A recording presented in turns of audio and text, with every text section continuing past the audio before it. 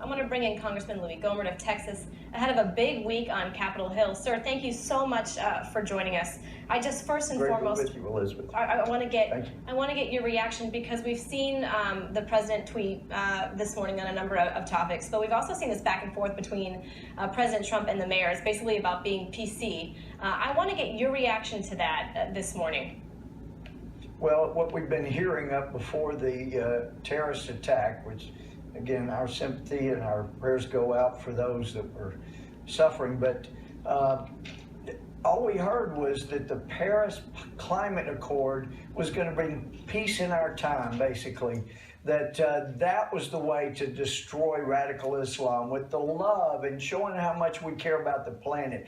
All the Paris Peace Accord was going to, or Paris Climate Accord was going to do, was cause us to pay billions of dollars to countries that hate us, and also really harm our ability to get our economy going again so that we can have what we need to fight this terrorism. So Trump, thank God he pulled out when he did. Now we can redouble our efforts where they're needed. But he's exactly right. It's political correctness that I might also add. Bob Mueller, as FBI director, also did a purge of our training material where our FBI agents don't even know what to look for to distinguish between a radical Islamist and a Muslim. And so, you know, we've been engaging in a great deal of that ourselves.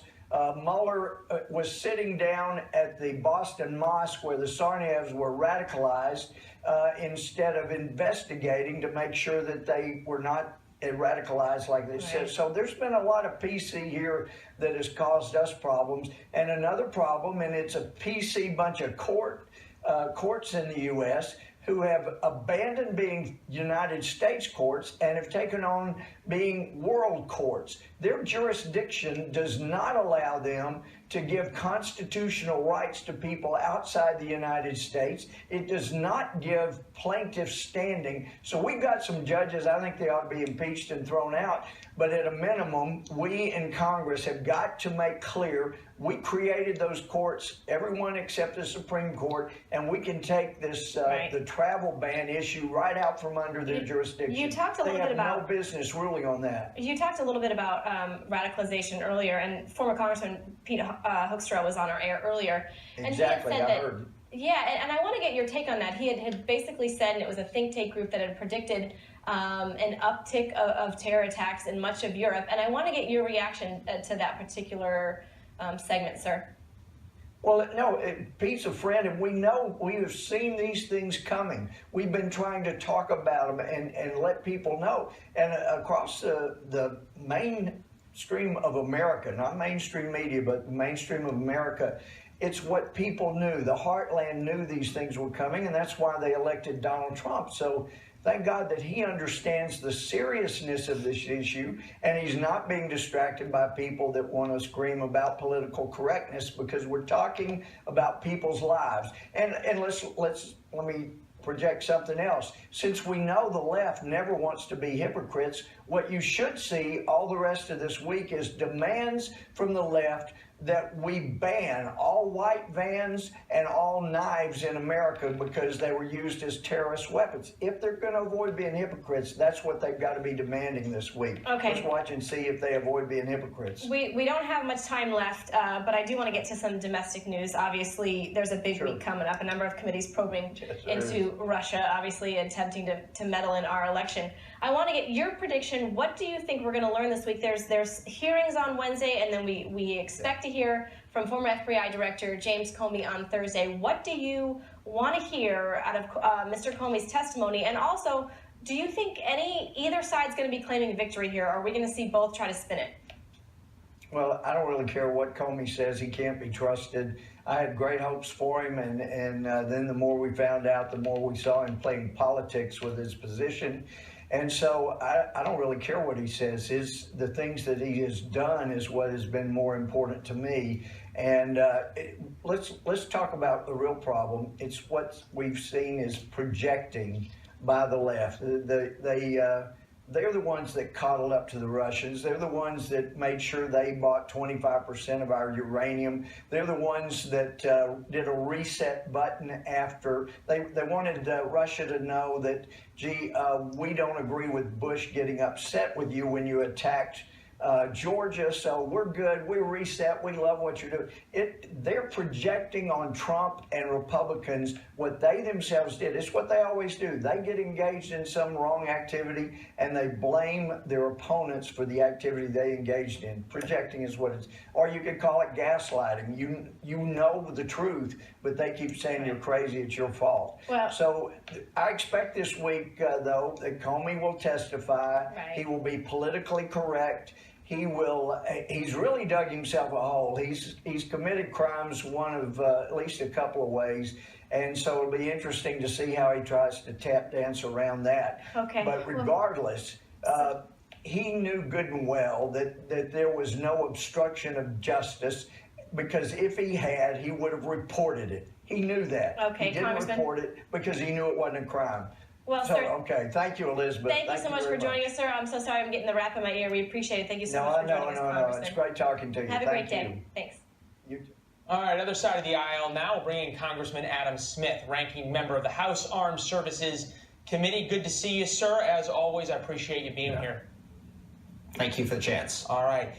It was just a little more than a year ago that you opposed the Combating Terrorist Recruitment Act, issued a statement against it.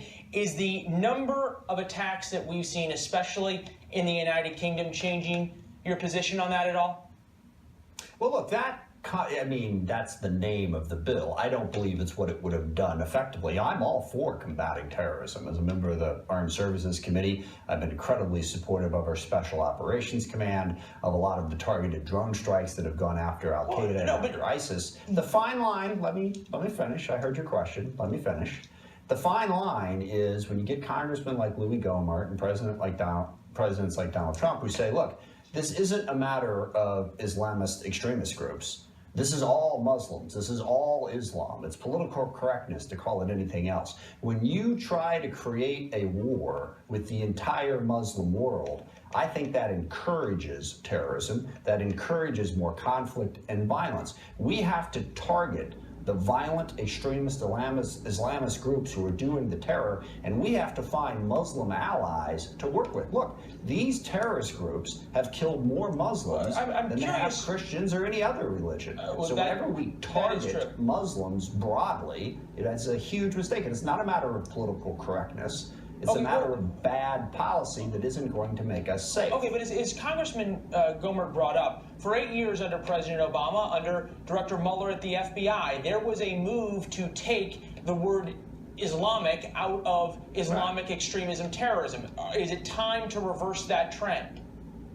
Frankly, I don't think it makes a great deal of difference one way or the other. What matters doesn't matter. It doesn't matter what we call it? Groups who are what I'm saying is the obsession with, well, do we call them Islamists? Do we call them violent extremists? What do we call them? What matters, and I do agree with what President Trump said, is this is basically good versus evil, and we need to call it that.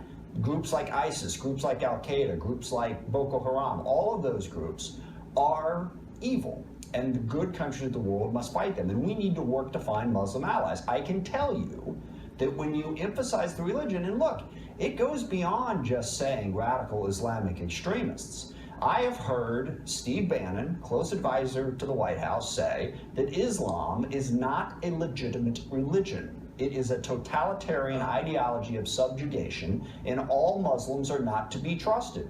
When that is your position, you are leading us into a global war that isn't going to be helpful to us. I can't fact check that on the fly, but I can tell you that Lindsey Graham, who no one would say is soft on this, issued a statement pretty similar to yours in terms of the idea of the one thing we can't do is alienate Muslims here at home, oftentimes the best eyes and ears inside our communities. There's an issue, though, in how this debate is being framed. We heard from Theresa May, the UK Prime Minister, who issued a statement that is, shall we say, stronger than what we've heard in the past, but not quite 77 years ago when Winston Churchill, after the Battle of Dunkirk that the British lost, said, we shall fight in the hills, we shall never surrender. Is it time to frame this as a war of survival, as a war, as truly a war that we must win versus we must sort of accept, as the London mayor has talked about? Look, I think you're mischaracterizing what's being said. We cannot accept this. I don't think the London mayor has suggested that. I don't think Theresa May has suggested that. Part of what they're saying is we also cannot cower in fear into a bunker. We have to live our lives and use the freedoms that are available to us here in the West as an example for all those people out there that might join groups like ISIS, that there is a better way. But yes, we have to confront this threat. No doubt about it. It is a clear, unquestioned threat, as I said. It's good versus evil, and we need to do it. But I don't think we need to frame it in those other terms. Sorry, go ahead. So we don't need to frame it as a fight against Islam, but we can frame it as a war against Islamic extremism. To that point, we had Robert Driscoll on, former Deputy Assistant Attorney General, talking about this balance that we have in the United States of combating and going after terrorists, at the same time protecting our constitutional freedoms. Are you in favor of increasing the amount of, shall we say, leeway the FBI and other law enforcement have to go after the cyber world? We've seen encrypted messaging apps. We've heard about now this ISIS proclamation, if you will, on Telegram, and encrypted messaging app. Is it time now to reset how we look at the handcuffs on the FBI? Absolutely. I mean, I've long felt that we need to be more aggressive in the cyber world and more aggressive in our communications in terms of helping to counter extremist ideologies. But look, what I'm really worried about is the more we draw this line, the more violence, more it's Muslim versus Christian, the more hatred. I mean, the 3 people who got stabbed in Portland are, and 2 deaths there. That is an indication of the violence on the other side. Well, who want to take. In fairness, Congressman, that is a rare event and had widespread condemnation. It's not as rare as as many people would say. There were the two Sikh people who were shot in Kansas. There's the Planned Parenthood clinic that was attacked. There are numerous Jewish centers that have been attacked. There's the Oklahoma City bombing. It's really not as rare as you say it is. But none of these have a common thread of an extremist ideology that's funded by governments in the Middle East. I don't think that. Look, the last part is true. They absolutely have a common thread of an extremist ideology. No, none of these people listen to the same thing. Can I tell you what the common thread is? Please. The common thread is racism and fear of people who don't look like you, and belief that all Muslims threaten us, all people of color threaten us, and we have to stand up against them. That's a common thread, and one that we need to be worried about. Many have, Congressman, including here, as you would admit, on this network. Congressman Smith, we appreciate your time, sir. Thank you very much. Thank you. Liz? Thanks for the chance.